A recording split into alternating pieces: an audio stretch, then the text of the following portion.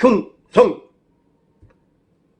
대한민국 6.25 참전 용자회 구로구 지회장 이홍준입니다. 평화 수호를 위한 6.25 실정 발활리기 강의를 비대면으로 시작하겠습니다. 6.25 전쟁 실록을 보면서 당시에 비참했던 참상을 보시겠습니다. 길이는 약 10분간 소요됩니다. 영상 출처는 대한민국 역사박물관 영상자료 제3권에서 발췌했습니다. 감사합니다. 충성!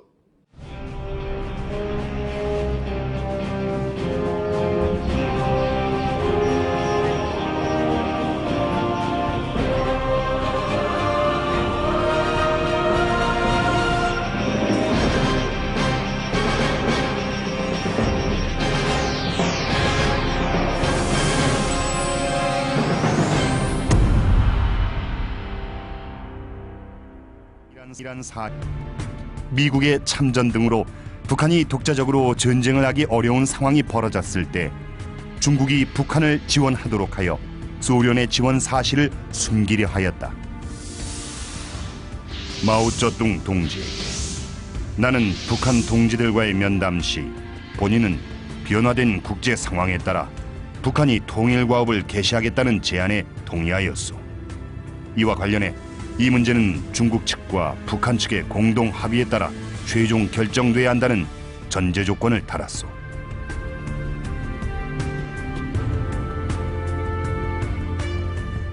마오쩌둥은 북한의 남침을 지원하기보다는 먼저 대만을 공산화하고 싶었다.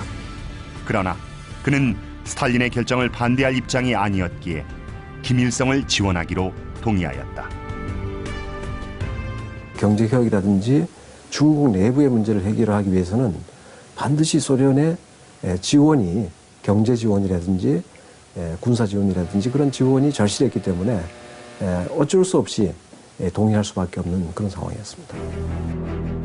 이처럼 6.25 전쟁은 김일성과 스탈린, 마오쩌둥이 치밀하게 모의하고 계획한 전쟁이었다.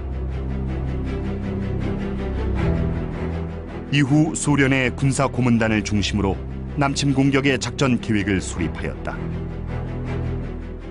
북한의 남침 계획을 보게 되면은 3단계로 이루어져 있습니다. 첫 번째 단계에서는 서울 지역을 점령하고, 두 번째 단계에서는 대전까지 지역을 점령하고, 세 번째 단계에서는 부산 지역까지 완전히 점령하는 이러한 작전 계획이 소련 말로 작성이 되어 있습니다. 그래서 소련 군사 고문단은 남침 계획 작성뿐만 아니고 북한의 군대 편제 그리고 남침 작전을 구체적으로 지휘하는 데 깊이 관여했다고 봐야 되겠습니다. 1950년 6월 16일 스탈린은 남침 개시 일자를 6월 25일로 승인하였다. 남침 공격 계획을 세우면서 스탈린과 김일성, 마오쩌둥이 가장 고심한 것은 미군의 참전 가능성이었다. 그 대책으로 김일성과 스탈린은 미군이 한반도에 도착하기 전에 재빨리 전쟁을 종결하기로 하였다. 즉, 전면 공격으로 재빨리 서울을 점령하고 남하하여 미군의 한반도 상륙을 막아 2개월 내에 전쟁을 끝낸다는 것이었다. 대한민국은 북한의 기습 남침에 대비하지 못하였다. 국군 지휘부는 북한의 병력과 무기의 대규모 이동 정보를 중대하게 받아들이지 않았다. 게다가 국군은 6월 초 사단장 등 지휘부의 대규모 인사 이동을 하였다. 또한 6월 23일부로 경계 강화 조치를 해제시켜 전방부대 병력의 3분의 1가량이 외출이나 농번기 휴가를 나갔다. 결과적으로 북한의 남침에 유리한 상황이 조성되었다. 트루만 회고록에 보면 이 당시 동서냉전의 전선이 통과되었던 루선 열도에서부터 스칸디나비안 반도까지 전 세계에 당시 주둔해 있었던 미국 측 현지 사령관이 바로 자기 점령 지역에서 공산군의 공격이 임박해 있다, 가능성이 높다라고 보고들을 해와서 한반도에서 그와 같은 공산군의 움직임에 대해서 특별히 주의를 기울이지 않았던 것 같습니다. 1950년 6월 25일 새벽 4시 북한군은 선제 타격 작전 계획에 따라 38도선 전 전선에 걸쳐 남침을 개시하였다. 북한군은 서쪽의 웅진반도로부터 동쪽으로 개성, 동두천, 포천, 춘천, 주문진에 이르는 38도선 전역에서 공격을 개시하였다. 강릉 남쪽 정동진과 임원진에는 육전대와 유격대를 상륙시켰다. 북한의 김일성은 6월 25일 오후 1시 35분 평양 방송을 통해 남한이 이날 아침 옹진반도에서 해주로 북한을 공격하였다고 주장하며 북한은 그에 반격한 것이라고 남침을 은폐하였다. 한국군은 압도적인 화력을 가진 북한군의 기습 공격을 저지할 수 없었다.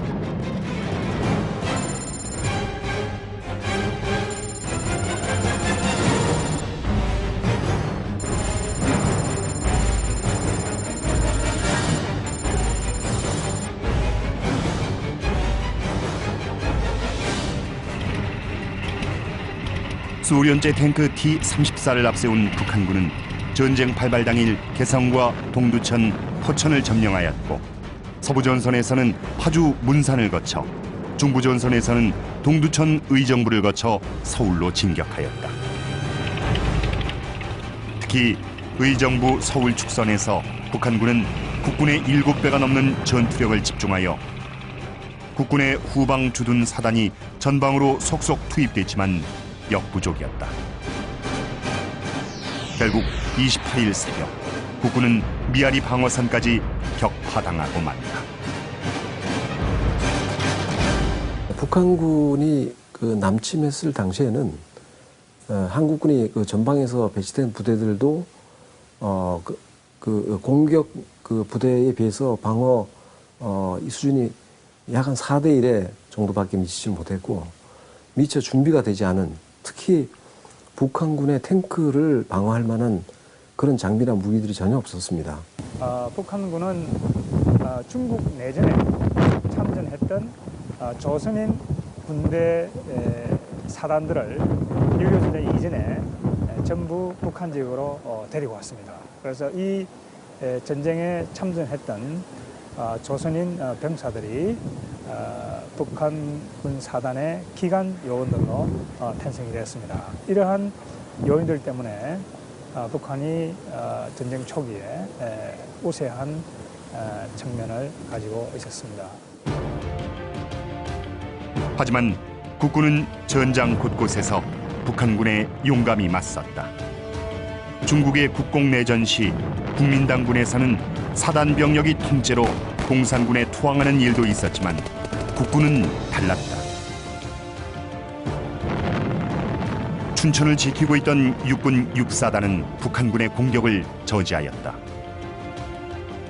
6.25의 춘천 전투를 지휘관들의 사전 대비도 많이 했다는 걸 말씀드리고 싶어요. 이 사변 나기 좀 전에 춘천 청년단들, 학도호국단들 이런 사람들이 협조를 받아가지고서 이 진지 보수를 많이 다 해놨습니다. 시민들이 피난 가는데 피난도 안 가고 군인들한테 이게 다 포탄을 날려준다든가 또는 여기 공장이 제사공장이라는 공장인데 그 직원들이 나와가지고 밥을 해서 이렇게 갖다 준다든가 그래 참 춘천인에게 남다르게 이 협조가 잘 돼가지고 3일 동안 이런 그 전투가 유지됐습니다. 육군 6사단은 북한군 2사단에 맞서 남하하던 북한군의 발목을 3일이나 묶어버렸다. 당황한 북한군은 홍천에서 전투 중인 북한군 12사단의 일부를 춘천으로 급파했고 북한군 12사단 역시 그들이 맡은 임무를 수행할 수 없었다. 타 지역의 전투는 전부적으로 성공을 했는데 춘천만이 이렇게 3일 동안 8시간이면 점령할 거를 3일씩이나 끌어가지고 군단장 해임되고 그다음에 12사단이라고 하는 게 지금 이북에는 없습니다. 그 당시 12사단의 2개 연대가 몰살을 당했거든요. 여기서. 그 정도로 이 춘천 전투가 굉장히 북한으로 봐서는 치명적인 타격을 준 것이죠. 북한군에 의한 서울 함락이 임박하자 이승만 정부는 서울을 탈출하였다. 대한민국이 북한의 남침을 물리치려면 그 정부와 대통령이 살아있어야 했다. 하지만 문제는 정부가 시민에게 제대로 알리지도 않